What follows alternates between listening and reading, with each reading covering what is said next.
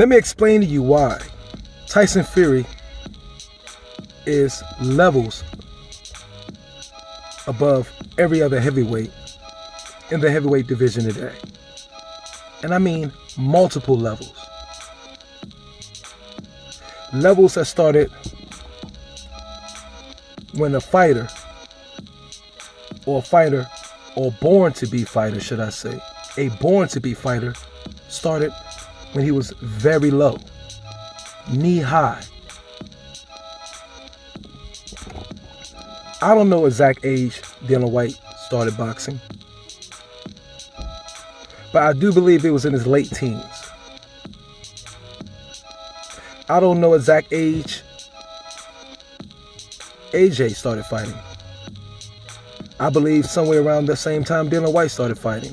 I mean, really started fighting. We're talking about late teens, 17, 18. Deontay Wilder started fighting 20. Far as I know, Gerald Washington and whoever he fought last Saturday, they probably just started fighting 10 years ago, and both of those motherfuckers are at least 35 and 40. So, the only other fighter, or couple fighters, in the heavyweight division today that started knee-high boxing is Andy Ruiz Jr., who's still very young, about to get over, try to conquer the bad habits he developed, in particular thought patterns he developed from very young. And I would say Luis Ortiz. But Luis Ortiz is 50 years old. You feel me? When I'm talking about Deontay, Joshua, Dillian, we're talking about fighters today that started in their late teens. Very late teens. Or at 20. Whereas you have Tyson Fury,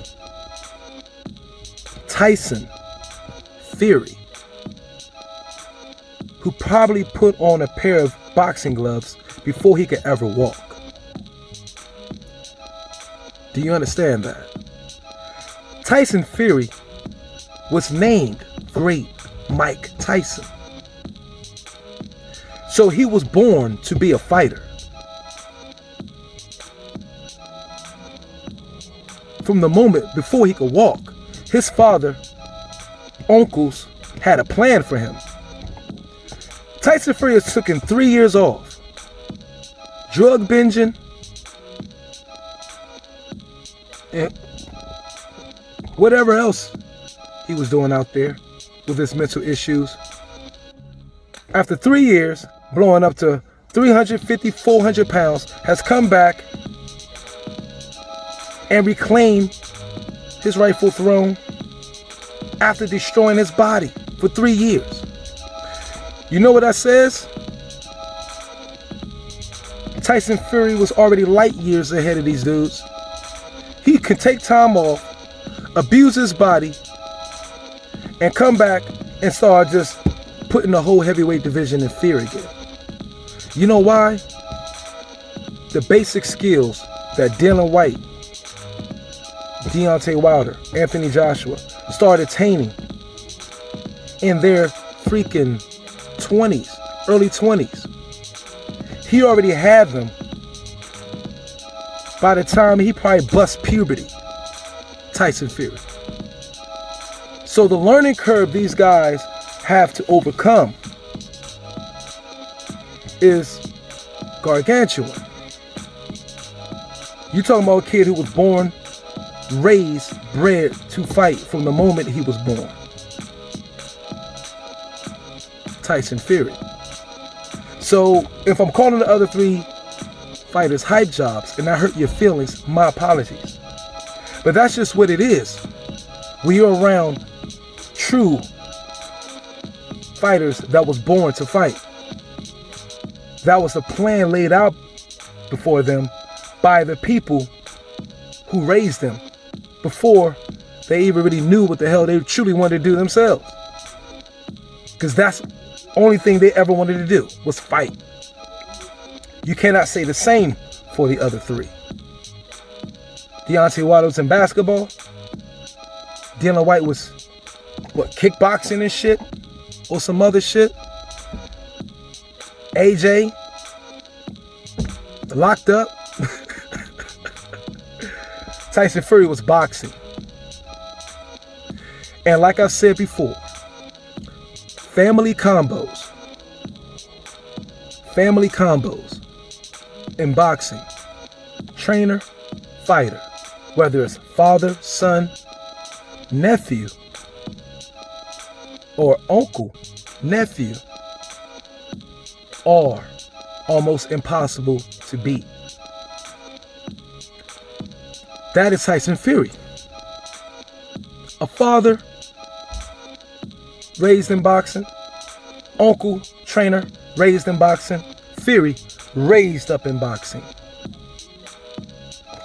He already has a muscle memory, fundamental base, so heavy and thick that Joshua, Dillian Whyte, or Wilder perhaps will never overcome, because it starts when you're young. That's why America has the shittiest heavyweights in the world right now, because they're not starting when they're young. They starting boxing as a backup, probably a plan C or a plan D, after the other plans didn't make it. This is why Tyson Fury is levels ahead of every other boxer, perhaps a size 2 that I named earlier in the boxing world today. The true, only A-tier fighter. Like I said, Andy Ruiz, right there, but he lacks the motivation. And Luis Ortiz is past his prime, been past it, 10 years past it. So,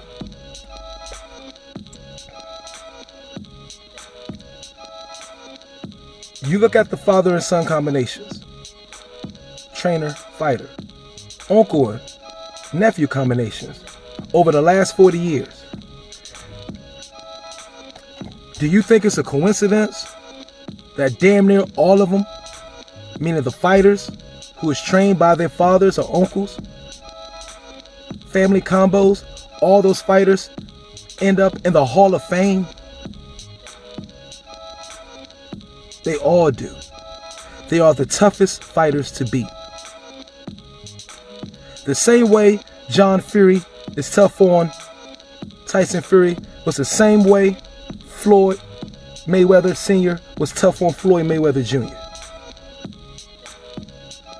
Probably the same way Cicero Lomachenko is tough on Vasily Lomachenko. Sugar Shane's dad on Sugar Shane Mosley. The list goes on and on and on. So, my apologies for calling your favorite fighters hype jobs, because I'm fans of them too. But the truth is the truth. You have to call it what it is. Tyson Fury was born to box. And these other cats came up and used boxing as a backup plan. They're businessmen and hustlers across the board, from pond to pond, from the zone to the PBC. And that's just what it is. This is Myra Magnus and another segment of Boxing Logics United. Peace and pugilism.